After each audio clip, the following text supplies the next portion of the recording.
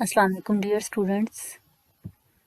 Heat and thermodynamics का जो हमारा चैप्टर था वो लास्ट हमारा जो 29 लेक्चर था एंट्रोपी वाला उसमें क्लोज हो गया। अब उस चैप्टर से रिलेटेड जो है वो न्यूमेरिकल्स आज के लेक्चर्स में हम करेंगे डिस्कस, जो कि बेस करेंगे न्यूमेरिकल्स हीट एंड थर्मोडायनेमिक्स पे। और फर्स्ट आउटलाइंस इसकी न्यूमेरिकल्स प्रॉब्लम्स होंगे इसमें, जो फर्स्ट लॉ ऑफ थर्मोडायनेमिक्स से रिलेटेड कि अगर कोई प्रॉब्लम आ जाए तो आपने उसको किस तरह से सॉल्व करना है। कार्नट साइकिल जो हमने पढ़ा है, कार्नट इंजन या हीट इंजन, उसकी एफिशिएंसी कैसे कैलकुलेट करते हैं, उससे रिलेटेड प्रॉब्लम अगर टेम्परेचर या हीट से रिलेटेड आए वो किस तरह से करेंगे। इंट्रॉपी, अगर हमें कोई प्रॉब्लम आता है इंट्रॉपी कैसे कैलकुलेट करनी है, वो आज के इस न्यूमेरिकल्स के लेक्चर्स में हम डिस्कस करेंगे।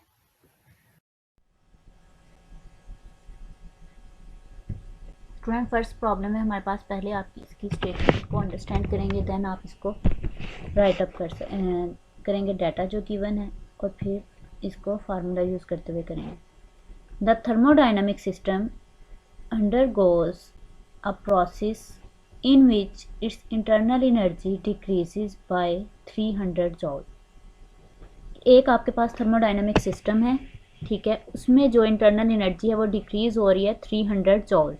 If at the same time 120 जॉल of work done on the system, अगर उसी सेम टाइम में 120 जॉल ऑफ वर्क डन होता है उस सिस्टम पर, find the heat loss by the system. Heat loss जो है वो सिस्टम की आपने फाइंड आउट करनी है। सोल्यूशन इसका देखें, पहले कुछ मेन पॉइंट्स हैं उनको आप हाईलाइट कर लें जो आपने गौर से याद रखने हैं। Internal energy decrease by 300 जॉल, internal energy decrease की बात हो रही है, 120 जॉल वर्क डन हो रहा है ऑन द सिस्टम, और हीट लॉस जो है वो आपने फाइंड आउट करनी है। अब जो डाटा गिवन है उसको लिखें, decreases in internal energy 300 joule given है, work done on the system आपको 120 जॉल गिवन है। अब नेगेटिव साइन क्यों आया? अब आपने फर्स्ट लॉ ऑफ थर्मोडाइनमिक्स पढ़ा था, ठीक है, जिसमें हम लोगों ने पढ़ा था कि जब किसी सिस्टम में हीट जो है वो एंटर होगी, इन होगी, तो आप पॉजिटिव साइन लेंगे, ऐसे ही है, और जब किसी सिस्टम में हीट आउट होगी तो आप नेगेटिव साइन लेंगे।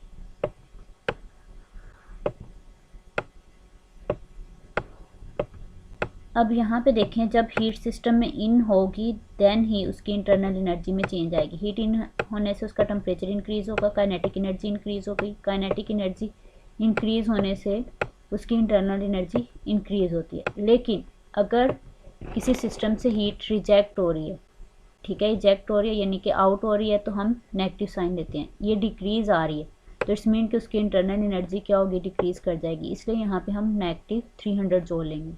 इसी तरह से work done on the system अगर हम लें तो उसको हम नेगेटिव लेते हैं, और अगर बाय द सिस्टम हम वर्क डन लें तो फिर उसको हम पॉजिटिव लेते हैं। तो इस तरह से यहाँ पे work done on the system mention है, ठीक है, तो इसको हम क्या लेंगे, तो ये आपके पास आ जाएगी इस तरह से, जो वर्क डन है ऑन द सिस्टम -120 जॉल। अब ये देखें आपके पास टू वैल्यूज़ गिवन है, ठीक है। अब आप देखिए कौन सा फार्मूला यूज़ होगा, इंटरनल एनर्जी की वैल्यू गिवन है और वर्क डन की वैल्यू गिवन है, हीट लॉस जो है वो आपने फाइंड आउट करना है।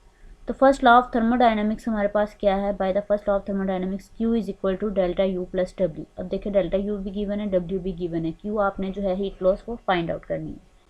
तो वो आपके पास क्या आ जाएगी, -300 जॉल आपका जो इंटरनल एनर्जी है, और प्लस ये वाला जो प्लस फार्मूला का है, इस माइनस को प्लस माइनस माइनस हो जाएगा, -120 joule work done which is equal to, दोनों को एडअप कर लें तो 420 जॉल वर्क डन आ जाएगा। अब साइन हम कौन सा लगवाएंगे, नेगेटिव, क्योंकि जो हमारे पास बिगर अमाउंट है उसके साथ नेगेटिव साइन होगा, तो हम साइन जो हमारे पास ग्रेटर अमाउंट हो हीट है उसका हम लगाएंगे, ठीक है, एनर्जी। तो ये आ जाएगा -20 जॉल उसकी हीट जो है वो लॉस हो रही है। तो इस तरह से न्यूमेरिकल्स जो है वो एक्चुअली स्टूडेंट्स समझते हैं कि बहुत डिफ़िकल्ट हैं, लेकिन ये डिफ़िकल्ट नहीं होते। एक तो आपको जिस टॉपिक से रिलेटेड आप न्यूमेरिकल कर रहे हैं उस टॉपिक की अच्छी तरह से अंडरस्टैंडिंग होनी चाहिए। अब ये जो हमने न्यूमेरिकल, ये जो हमने टॉपिक किया है, ये फर्स्ट लॉ ऑफ थर्मोडायनामिक्स वाला किया है, ठीक है। तो फर्स्ट लॉ ऑफ थर्मोडायनामिक्स अगर आपको आता है, उसकी साइन कन्वेंशन अच्छी तरह से अंडरस्टैंडिंग है, हमने प्रीवियस लेक्चर में इसको कवर किया हुआ है, आप वहाँ से इसको रिवाइज कर सकते हैं, देख सकते हैं, तो देन आप उसको इजीली सोल्व कर सकते हैं, कोई भी न्यूमेरिकल हो।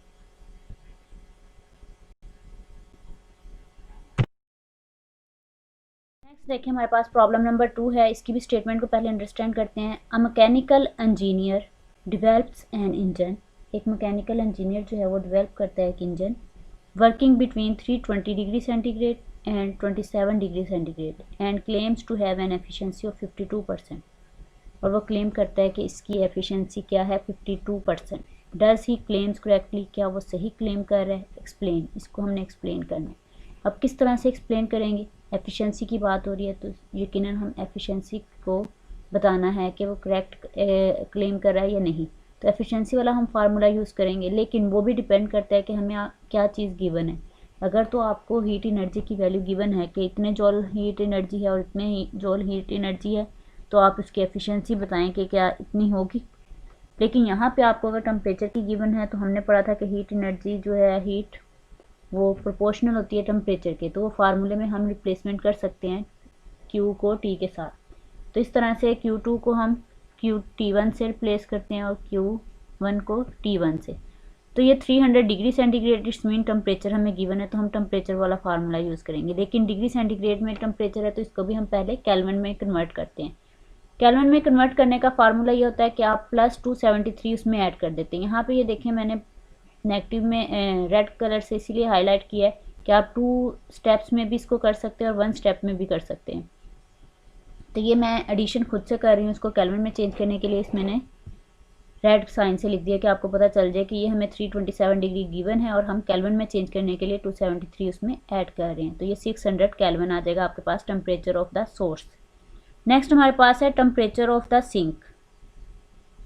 अब ये यहाँ पे सोर्स लिखा गया है, ठीक है, इसको आप सिंक कर लें, ठीक है। यहाँ पे आप सिंक लिख लेंगे SINK, ठीक है, टेम्परेचर ऑफ द सिंक। तो ये आपके पास T2 है, ये किसके इक्वल आ जाएगा 27 डिग्री सेंटीग्रेड प्लस 273, फिर हम इसमें ऐड करेंगे केल्विन में चेंज करने के लिए, तो आपके पास आ जाएगा 300 केल्विन। इस तरह से T1 एंड T2 आपके पास 2 टेम्परेचर आ गए, ठीक है। एफिशिएंसी आप इजीली कैलकुलेट कर सकते हैं। एफिशिएंसी आपने फाइंड आउट करनी है, तो उसका फार्मूला हमारा क्या है कि एफिशिएंसी का फार्मूला होता है efficiency is equal to 1 minus T2 over T1। ये आपके पास फार्मूला है। यहाँ पे आप वैल्यूज पुट कर लेंगे। 1 माइनस T2 आपके पास 300 केल्विन है और T1 आपके पास 600 है। तो ये हमारे पास है 300 और 600। यहाँ पे इसको कैंसिल आउट कर देंगे हम, इनकी वैल्यूज लेके देखें 2020 से कैंसिल आउट हो जाएंगे। 3 1s are 3, 3 2s are 6, तो ये 1/2 आ जाएगा। 1 में से -1/2 करेंगे, हाफ निकालेंगे तो हाफ आपके पास रह जाएगा। इस तरह से भी आप इसको कैलकुलेट कर सकते हो। और सेकंड 1 के नीचे कुछ नहीं है, आप इसका एलसीएम लें तो 1 2s are 2, 2 1s are 2, -1 1/2, इस तरह से भी आपके पास आ जाएगा।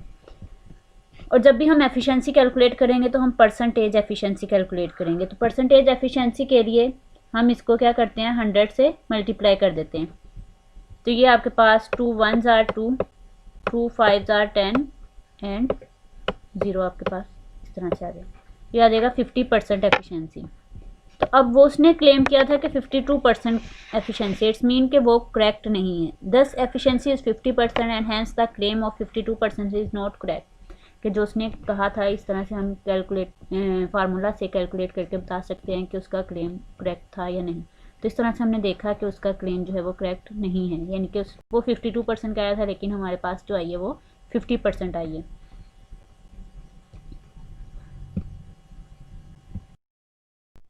नेक्स्ट है हमारे पास प्रॉब्लम नंबर 3। अब प्रॉब्लम नंबर 3 की जो है वो स्टेटमेंट इसको देखें। आ heat engine performs 100 joule work and at the same time rejects 400 joule of heat energy to the cold reservoir. What is the efficiency of the engine? Engine की efficiency जो है वो हमने कैलकुलेट करनी है। अब यहाँ पे आप देखिए जॉल वर्क एंड हीट रिजेक्ट जो है आपको गिवन है। तो यहाँ पे थोड़ा सा पहले इसको ड्रॉ कर लेते हैं कि ये देखें ये आपके पास हॉट रिजर्वायर है, ठीक है। ये हीट को कन्वर्ट कर रहा है वर्क में, ठीक है, W जो कि 100 जॉल वर्क है। एंड कुछ जो है वो सिंक में जो है वो इजेक्ट कर रहा है सिंक में। ये आपके पास है कोल्ड रेजरवायर, जिसको हम सिंक भी कह सकते हैं, कोल्ड रेजरवायर। अब ये कोल्ड रेजरवायर में कितने एनर्जी दे रहा है, 400 जूल है, वो रिजेक्ट कर रहा है 400 जूल। और जो वर्क हो रहा है वो 100 जूल हो रहा है।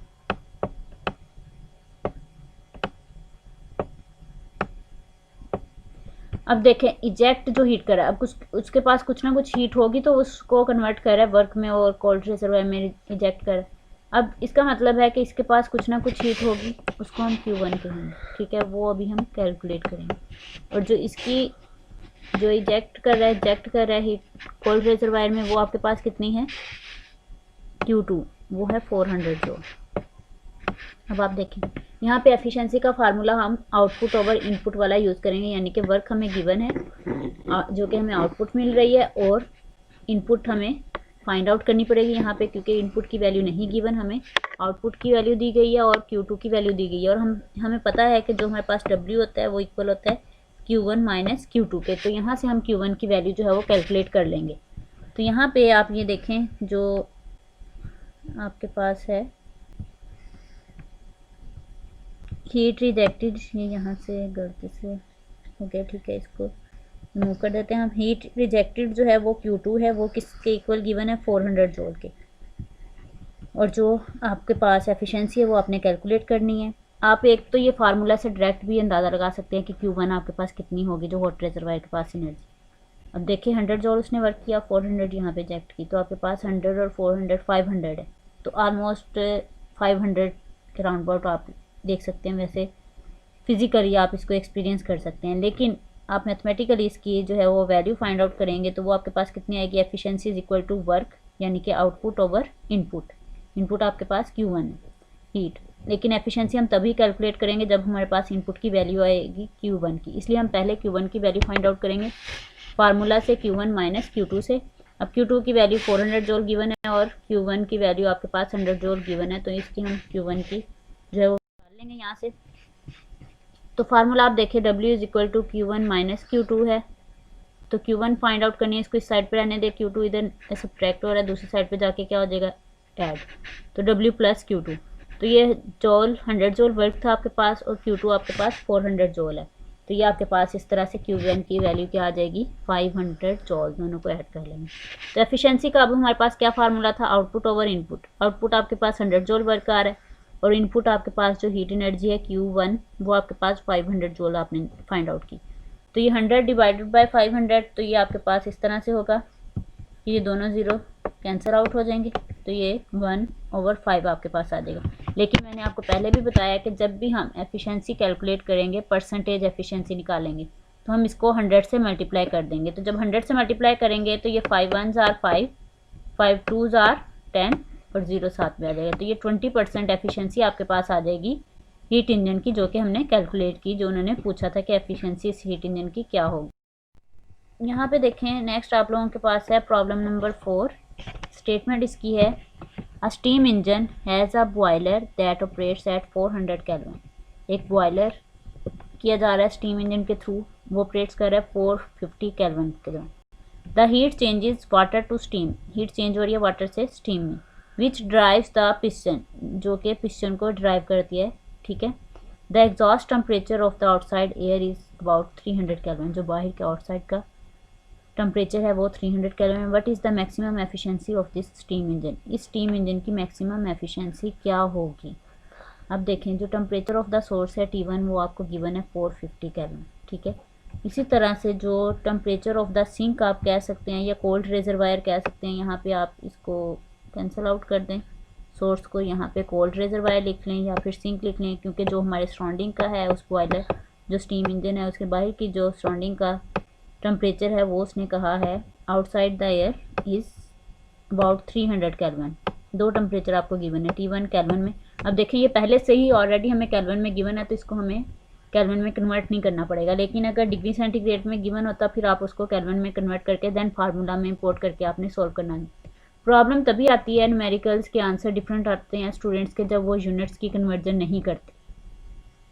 कि हम तो बिल्कुल ठीक करके आए हैं, वो यही कहते हैं कि हम तो बिल्कुल ठीक करके आए, लेकिन वो यूनिट्स की कन्वर्जन नहीं करते, जैसे वैल्यूज़ गिवन है वैसे इंपोर्ट करते हैं और क्वेश्चन को सोल्व कर देते हैं।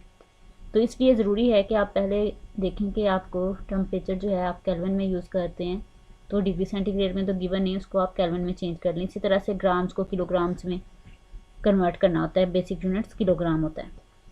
इस तरह से मीटर्स, किलोमीटर्स अगर गिवन है मीटर्स में करना है तो इस तरह से कन्वर्ट करके, इसलिए आपके आंसर जो है वो डिफरेंट आते हैं। इसलिए जब आप सोल्व कर रहे होते हैं न्यूमेरिकल्स, इन चीज़ों को ध्यान से देखा करें कि कोई यूनिट्स कन्वर्जन तो नहीं हो रही इस न्यूमेरिकल्स में, ताकि आपका जो आंसर है वो सेम हो।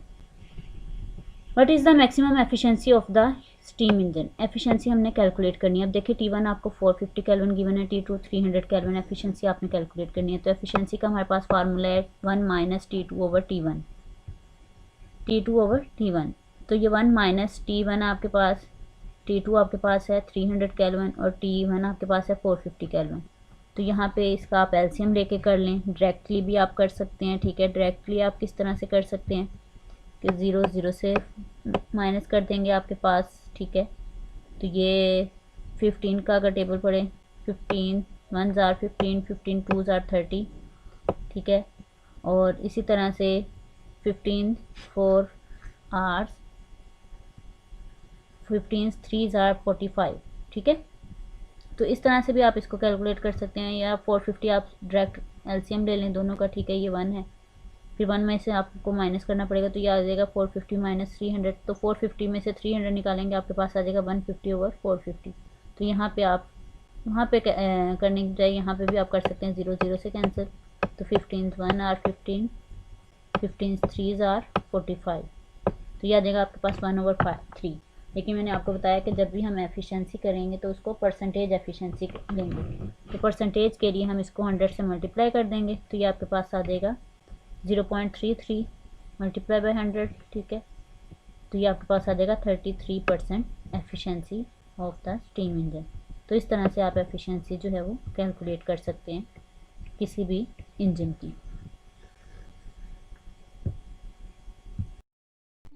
नेक्स्ट हमारे पास प्रॉब्लम नंबर है 5। इसकी स्टेटमेंट को हम रीड आउट करते हैं। 336 joule of energy is required to melt 1 gram of ice at 0 degree centigrade.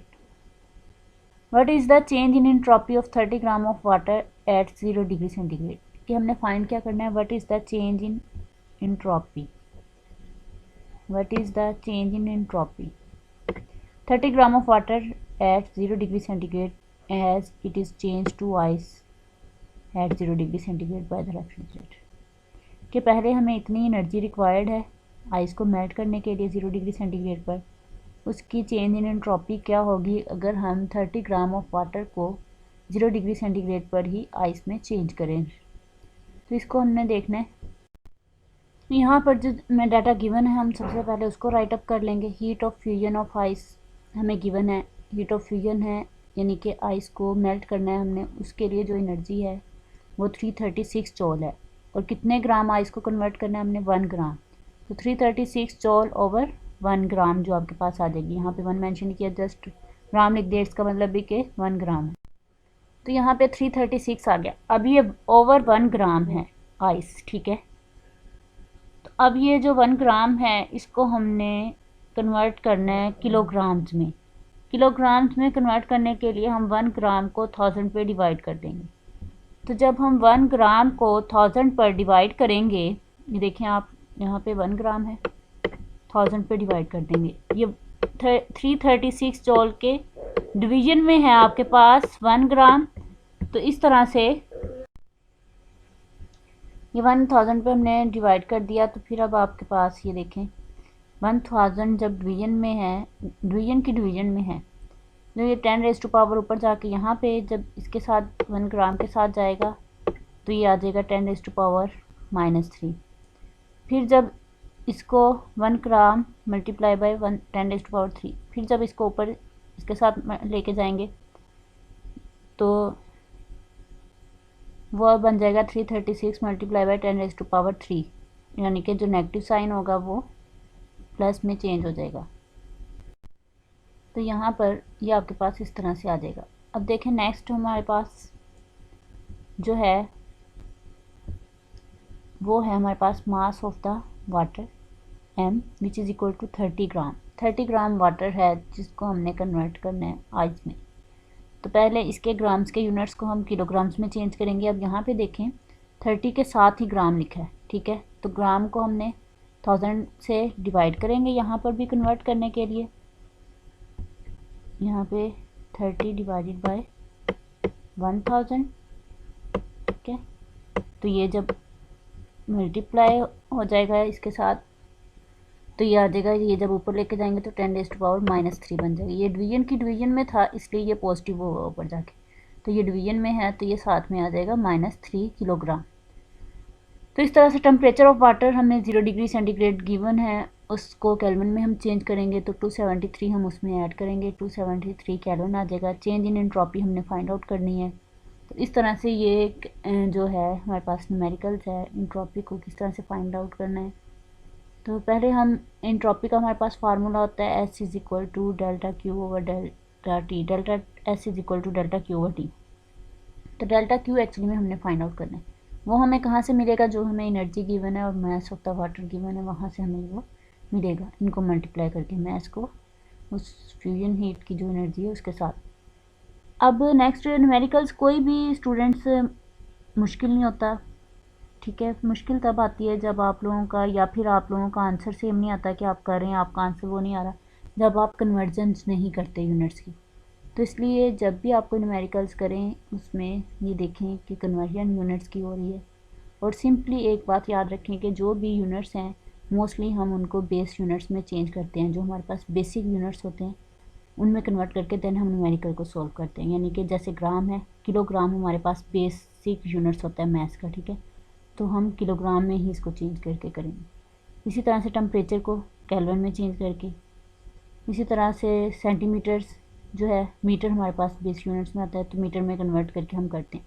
तो ये कन्वर्जन्स होती हैं जिस वजह से प्रॉब्लम होती है। और सेकंड थिंग कि जिस टॉपिक से रिलेटेड न्यूमेरिकल आया उस टॉपिक के आपको अगर अंडरस्टैंडिंग है, उसके फार्मूलाज आपको आते हैं तो फिर आप इजीली सॉल्व आउट कर सकते हैं।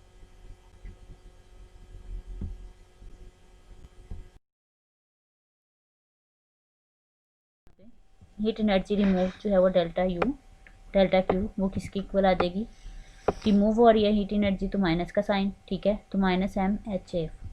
तो from water delta Q, water से कितनी आई, इन दोनों को मल्टीप्लाई कर लें, यही वाली जो रिमूव होगी। तो ये आपके पास आ जाएगी 30 मल्टीप्लाई बाय 10⁻, दोनों की वैल्यूज़ को हमने मल्टीप्लाई कर लिया आपस में, तो आपके पास आ गई -1008 जॉल, ठीक है। ये पॉजिटिव में पावर और ये नेगेटिव में कैंसिल आउट हो जाएंगी, +3 और -3। तो ये आप इसको मल्टीप्लाई कर लें सिंपली, तो ये आपके पास आ जाएगी -1008 जॉल। आपके पास डेल्टा क्यू की वैल्यू आ गई। डेल्टा क्यू की वैल्यू हमने क्यों फाइंड आउट की, क्योंकि हमने change in entropy find out करनी थी और उसके लिए हमें डेल्टा क्यू चाहिए जो कि गिवन नहीं था, टी आपके पास गिवन था। तो अब जो डेल्टा क्यू की वैल्यू है उसको टी की वैल्यू पे डिवाइड कर लें तो आपके पास डेल्टा एस की वैल्यू आ जाएगी। और इसके यूनिट्स क्या आएंगे, हीट एनर्जी है तो इसके यूनिट्स एनर्जी के जॉल होते हैं और टेम्परेचर के यूनिट्स हमारे पास क्या होते हैं, केल्विन होते हैं। तो ये जॉल पर केल्विन जो है वो हमारे पास इसके यूनिट्स आ जाएंगे डेल्टा एस के, यानी कि चेंज इन एंट्रोपी इज़ -36.92 जॉल पर केल्विन। तो इस तरह से आप कोई भी न्यूमेरिकल्स इस चैप्टर से रिलेटेड कोई भी ऐसे स्टेटमेंट्स चेंज हो सकती हैं, लेकिन आपको इसकी अंडरस्टैंडिंग अगर इस लेक्चर की अच्छी तरह से होगी तो आप इसको इजीली सॉल्व कर सकते हैं। यहाँ पे हमारे पास रेफरेंस बुक्स हैं, इनसे भी आप इनसे रिलेटेड प्रैक्टिस के लिए जो है वो डिफरेंट न्यूमेरिकल्स लेके सॉल्व आउट कर सकते हैं अपनी प्रैक्टिस के लिए कि किस तरह से हमें एग्जाम्स में जो है वो, ठीक है। इससे रिलेटेड और आप प्रॉब्लम्स अगर करेंगे प्रैक्टिस के लिए, उसमें कोई प्रॉब्लम हो या इस लेक्चर्स में किसी अंडरस्टैंडिंग में, तो आप कमेंट बॉक्स में मुझसे पूछ सकते हैं। Thank you so much. अल्लाह हाफिज़।